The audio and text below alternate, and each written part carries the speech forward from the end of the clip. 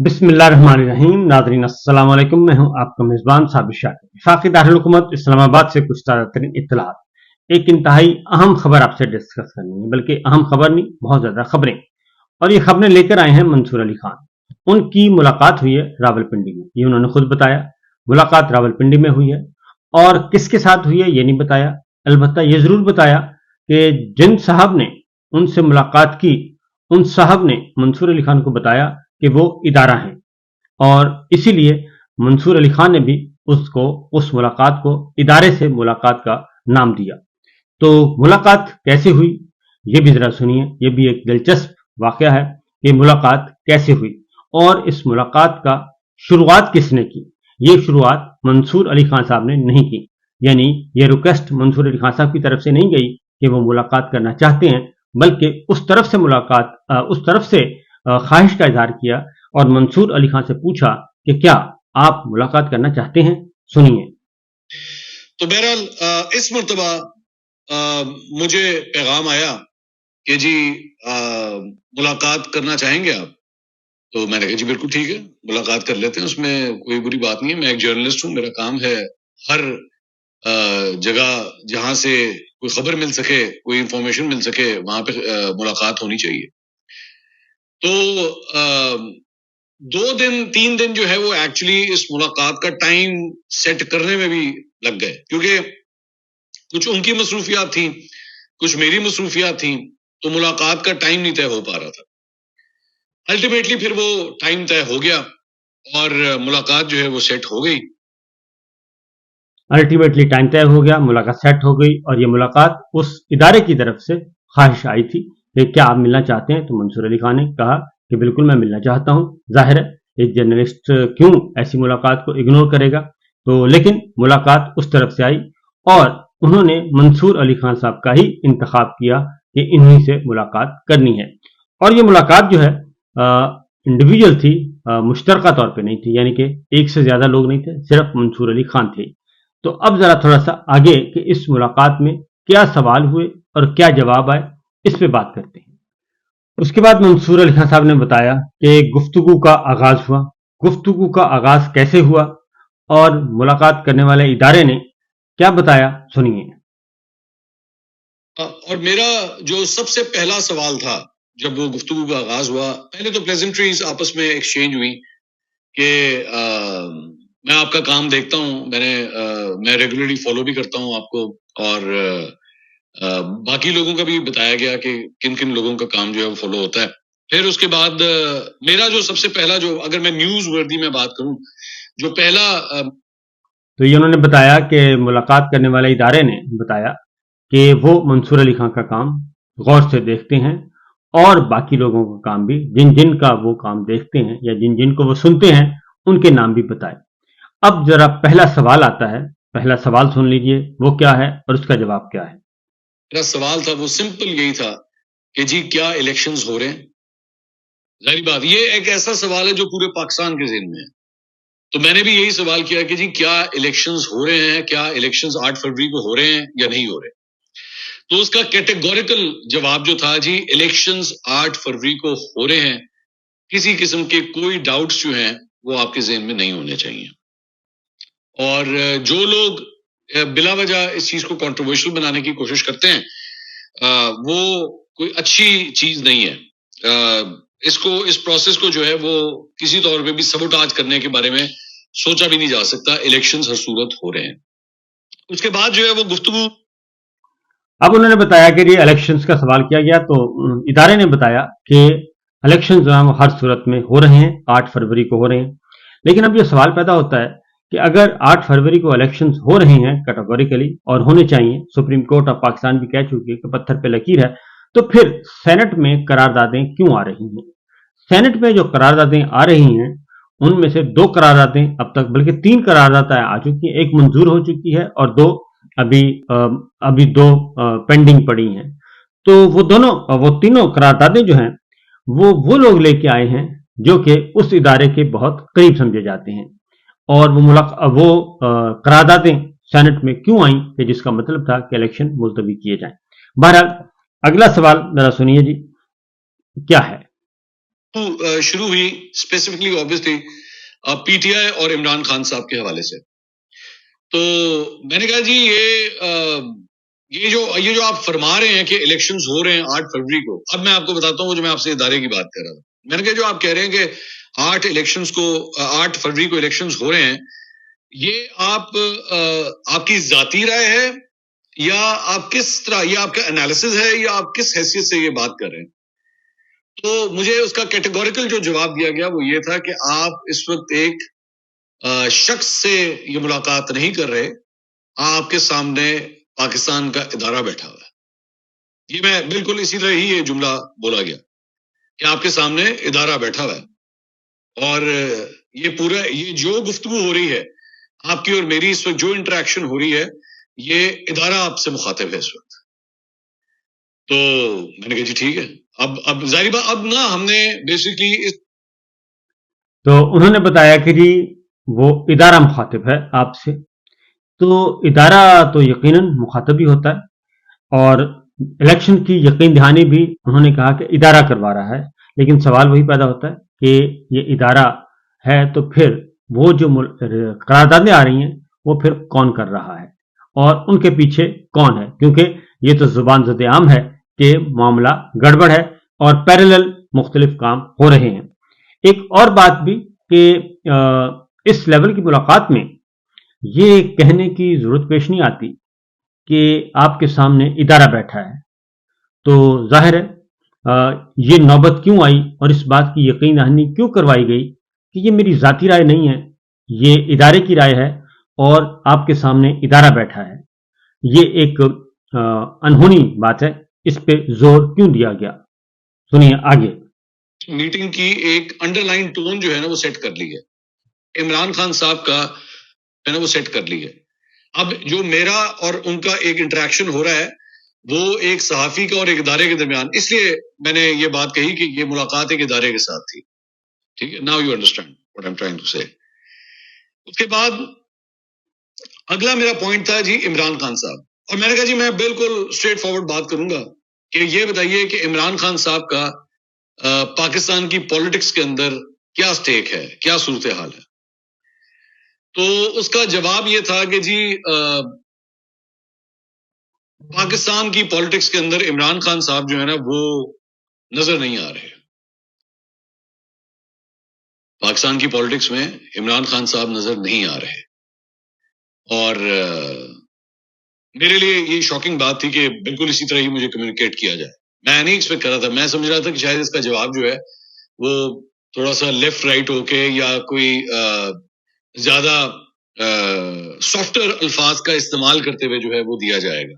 لیکن مجھے straight forward یہ کہہ دیا گیا کہ جی عمران خان صاحب پاکستان کی پالیٹکس میں نظر نہیں آ رہے. اس کے بعد اب یہ انہوں نے بتا دیا کہ جی عمران خان صاحب پاکستان کی پالیٹکس میں نظر نہیں آ رہے. یہ بات انہوں نے وہاں پہ بیٹھ کے کہی، اور جو ان سے ادارہ مخاطب تھا. تو کچھ انفارمیشنز میرے پاس بھی ہیں. تو ان کے سامنے، منصور بھائی کے سامنے تو ادارہ بیٹھا تھا اور وہ بضد تھے کہ انہیں ادارہ سمجھا جائے اور ان کی ذاتی رائے نہ سمجھی جائے. لیکن جو ادارہ خود ہے، یعنی کہ جو ادارہ ہے اور جو کلیم کر سکتا ہے اور جسے کہنے کی ضرورت پیش نہیں آتی کہ وہ ادارہ ہے، اور نہ ہی کبھی ان سے سوال کیا جا سکتا ہے کہ آپ ادارہ ہیں یا یہ آپ کی ذاتی رائے ہے، کیونکہ وہ جو بولتے ہیں وہی ادارہ ہوتا ہے اور وہی سب کچھ ہوتا ہے.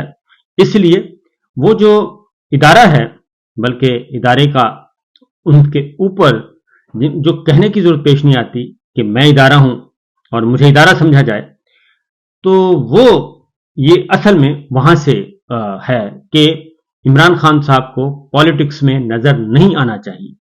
اور وہ جو ہے ایک demolish P T I, demolish Imran Khan, یہ جو ایک ہے اوپر سے پالیسی آئی ہے، اس کو امپلیمنٹ کیا جاتا ہے اور اس کو امپلیمنٹ کرنے کی کوشش کی جا رہی ہے. لیکن پاکستان کی سیاست میں کون ہے اور کون نہیں، اس کا فیصلہ پاکستان کے عوام نے کرنا ہے، پاکستان کے آئین نے کرنا ہے، پاکستان کے قانون نے کرنا ہے، اور پاکستان کی جمہور نے کرنا ہے، پاکستان کے دستور نے کرنا ہے. اور پاکستان کے عوام نے کرنا ہے اور تھرو الیکشن کرنا ہے, اور اس کے علاوہ کوئی اور راستہ نہیں ہے. اس سے پہلے یہ کوئی بھی اتھارٹی ایسی نہیں ہے کہ جو حکم صادر کر سکے, اور خاص طور پہ اس طرح کی کہ میں ادارہ ہوں اور میں کہہ رہا ہوں کہ عمران خان کے مستقبل, عمران خان پالیٹکس میں نہیں ہے, نظر نہیں آ رہے. آگے سنیے. میں نے کہا جی کب تک نظر نہیں آ رہے, یعنی یہ کیا آج کی ہم بات کر رہے ہیں یا فورسیبل فیوچر کی بھی ہم بات کر رہے ہیں؟ تو مجھے کہا گیا کہ جی یہ فیوچر میں بھی فی الحال نظر نہیں آ رہے, یہ بات کہی گئی. یہ کہا گیا کہ وہ فیوچر میں بھی نظر نہیں آ رہے. تو یہ ایک پلاننگ ہے اور یہ ایک ایجنڈا ہے اور اس کو سیٹ کیا گیا ہے اور ایک ٹارگٹ سیٹ کیا گیا ہے کہ عمران خان, فیصلہ کیا گیا ہے کہ عمران خان کو سیاست سے آؤٹ کرنا ہے. اور آؤٹ کیسے کرنا ہے یہ منصور علی خان صاحب بتا رہے ہیں, جن سے انہوں نے ملاقات کی.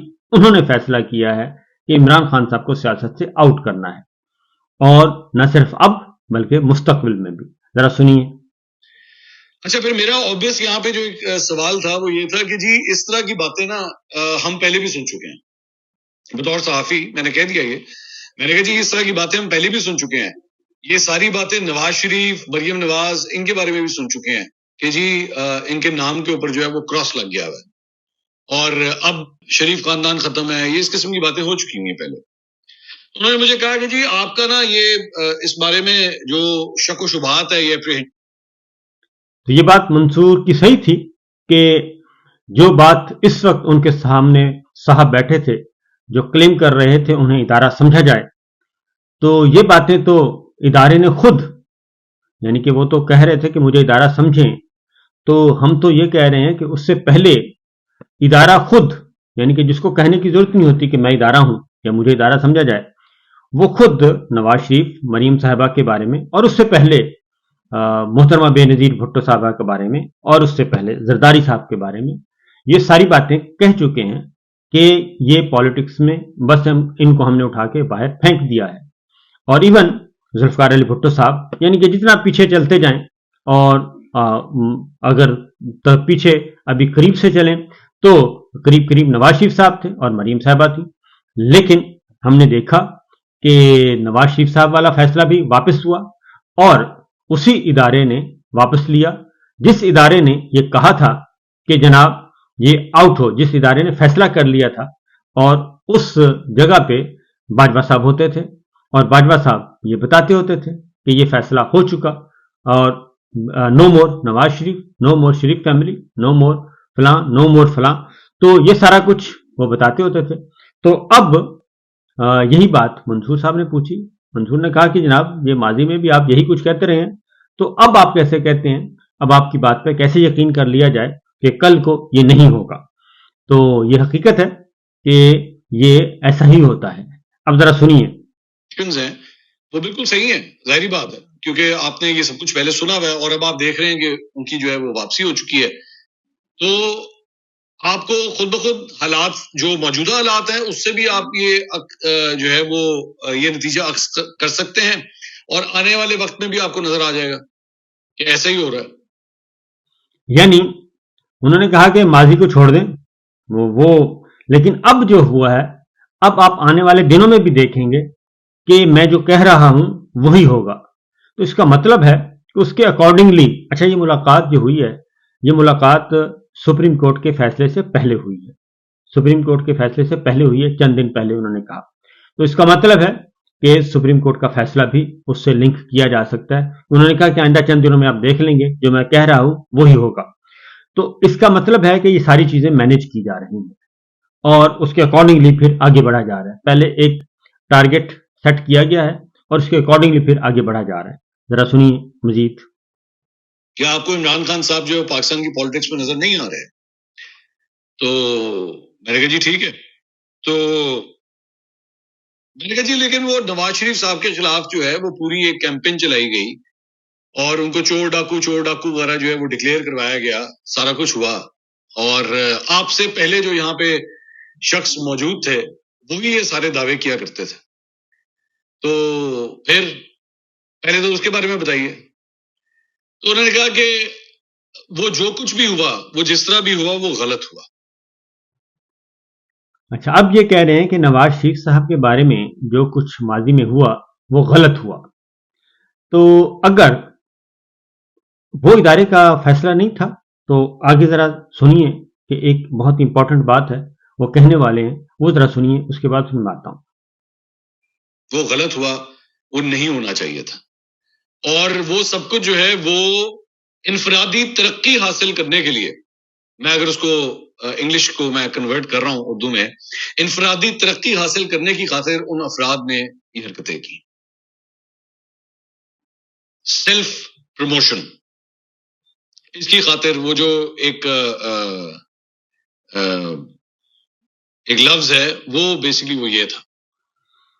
اچھا، پھر انہوں نے کہا ہے کہ یہ سیلف پروموشن کے لیے، انفرادی ترقی کے لیے، یعنی کہ اس ادارے نے بتایا منصور علی خان صاحب کو کہ یہ ماضی میں نواز شریف صاحب کے بارے میں کیا گیا تو وہ پرسنل پروموشن کے لیے کیا گیا اور یہ غلط کیا گیا. تو اس وقت جو جے آئی ٹی بنی تھی جو سپریم کورٹ دیکھ رہی تھی، اس میں ایک بریگیڈیئر ایم آئی تھے اور ایک بریگیڈیئر آئی ایس آئی تھے. تو وہ اس میں بطور ادارہ ظاہر ہے جو بریگیڈیئر ایم آئی دیا گیا اور بریگیڈیئر آئی ایس آئی دیا گیا تو وہ ایسے تو نہیں دیا گیا، وہ فیصلہ تھا، وہ آرمی چیف کی مرضی کے بغیر ہو نہیں سکتا. تو لہٰذا وہ دیے گئے اور اس میں انہوں نے اپنا ایک اچھا خاصا انپٹ دیا، بلکہ اچھا خاصا انپٹ تھا ان کا. تو brigadier M I D G M I کو کرتے ہیں رپورٹ، اور بریگیڈیئر آئی ایس آئی وہ کرتے ہیں آئی ایس آئی چیف کو رپورٹ، اور پھر وہ آگے آرمی چیف کو رپورٹ کرتے ہیں. یہ چین آف کمانڈ تھا. تو اس وقت جب یہ پاناما چل رہا تھا تو D G I S I تھے نوید مختار صاحب، اور ڈی جی ایم آئی تھے جنرل عاصم منیر صاحب، اور ایک بریگیڈیئر ڈی جی ایم آئی تھا، ایک بریگیڈیئر ایم آئی سے تھا اور ایک بریگیڈیئر آئی ایس آئی سے تھا. تو وہ رپورٹ کر رہے تھے. تو اب یہ کہا جا رہا ہے کہ جناب یہ اس وقت جو ہو رہا تھا وہ پرسنل پروموشن کے لیے ہو رہا تھا. اس سے زیادہ اور کیا کہا جا سکتا ہے کہ اس وقت بھی پورے کا پورا اس ادارہ آن دا ریکارڈ، یہ نہیں کہ of the record, on the record یہ دیکھ رہا تھا ادارہ. اور باجوہ صاحب بتاتے تھے کہ نواز شریف صاحب، اسحاق ڈار صاحب آئے اور انہوں نے کہا کہ آپ بریگیڈیئر ایم آئی اور بریگیڈیئر آئی ایس آئی کو آپ ذرا تھوڑا سا کنٹرول کر لیں تو باقی چیزیں ہم ہینڈل کر لیں گے، باقی چیزیں ہم مینیج کر لیں گے، بس یہ بریگیڈیئر ایم آئی اور بریگیڈیئر آئی ایس آئی کو نکال دیں. تو اس وقت ایم آئی چیف تھے عاصم منیر صاحب، میجر جنرل تھے، اور D G I S I تھے جناب نوید مختار صاحب، اور ڈی جی سی تھے یعنی کہ ڈی جی سی نمبر 2 تھے جنرل فیض صاحب، میجر جنرل فیض حمید صاحب، اور D G I S P R تھے میجر جنرل آصف غفور صاحب. اب ذرا سنیے آگے کیا کہتے ہیں. جس کی خاطر جو ہے وہ یہ پورا کا پورا سسٹم جو ہے وہ ہلا کے رکھ دیا گیا. اور یہ یعنی وہ کہہ رہے ہیں کہ یہ پرسنل پروموشن کے لیے یہ سارے کا سارا سسٹم ہلا کے رکھ دیا ماضی کے ادارے نے، یعنی کہ جو ادارے کا سربراہ تھا ماضی کے ادارے نے، وہ سارے کا سارا، اور ان کے کولیگز جو بھی اس کے ساتھ تھے انہوں نے یہ پرسنل گین کے لیے سارا کچھ کیا. پھر مجھے کہا گیا کہ ماضی میں بہت غلطیاں ہوئی ہیں، ادارے کی جانب سے بہت غلطیاں ہوئی ہیں، اور اب ادارے نے فیصلہ کیا ہے کہ ان غلطیوں کو ٹھیک کیا جائے. اچھا، یہ باتیں جنرل باجوہ صاحب بھی کرتے تھے. جنرل باجوہ صاحب بھی یہ کہتے تھے کہ ماضی میں بہت غلطیاں ہوئی ہیں اور ان غلطیوں کو ٹھیک کیا جائے گا، اور ہمارا سیاست سے کوئی تعلق نہیں ہے. لیکن باجوہ صاحب جو ہیں وہ بھرپور طریقے سے، اور وہ یہ بھی کہتے تھے باجوہ صاحب کہ ہم سے بڑی پولیٹیکل پارٹی اور ہم سے بڑی سمجھدار پولیٹیکل پارٹی اور سب سے زیادہ تجربہ کار پولیٹیکل پارٹی ہم سے زیادہ بڑی کون ہو سکتی ہے، کیونکہ ہم نے سب کو بھگتنا ہے، ہم نے سب کو بھگتانا ہوتا ہے, ہم نے سب کو سب سے ڈیل کرنی ہوتی ہے. تو اب وہ کہہ رہے ہیں, اب ذرا سنیے آگے. کیونکہ اس کی ان غلطیوں کی وجہ سے پاکستان کو بہت نقصان پہنچا ہے.